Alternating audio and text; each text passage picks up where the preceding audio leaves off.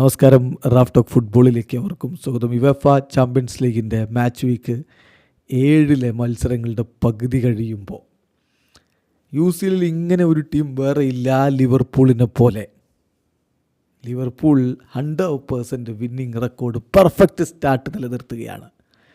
ഇനി ഒരു റൗണ്ട് മത്സരം കൂടിയേ ബാക്കിയുള്ളൂ. പക്ഷേ ഓൾറെഡി ലിവർപൂൾ റൗണ്ട് ഓഫ് 16 ഉറപ്പാക്കി കഴിഞ്ഞു. കളിച്ച് 7 കളികളിൽ 7 വിജയിച്ചിരിക്കുന്നു. ഇന്നലെ ലില്ലി OSCയെ തോൽപ്പിച്ചതോടുകൂടി 7-7 പെർഫെക്റ്റ്. 21 പോയിൻറ്റ്, 15 ഗോളടിച്ചു, 2 മാത്രമേ തിരികെ വാങ്ങിയുള്ളൂ. 13 ഗോൾ ഡിഫറൻസുമായിട്ട് അവരങ്ങനെ നിൽക്കുകയാണ്. കണക്കുകൾ നോക്കുക.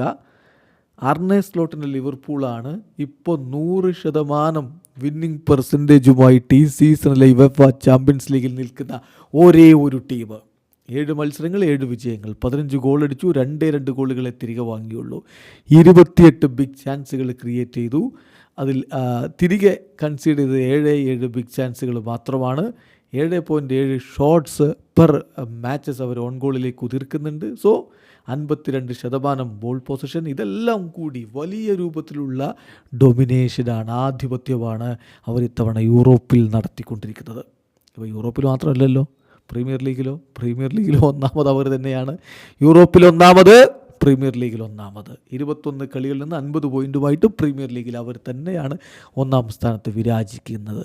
എന്തായാലും യർഗൻ ക്ലോപ്പ് പടിയിറങ്ങിയ ഘട്ടത്തിൽ ലിവർപൂളിൻ്റെ ആരാധകർ ആർനെ സ്ലോട്ട് വന്നിട്ട് ഇത്തരത്തിൽ ടീമിനെ മുന്നോട്ട് കൊണ്ടുപോകുമെന്ന് കരുതിയിരുന്നോ? നിങ്ങളുടെ അഭിപ്രായം കമൻറ്റ് ബോക്സ് രേഖപ്പെടുത്തി. എന്തായാലും സല പറഞ്ഞു, ഞാൻ കരുതിയിരുന്നില്ല.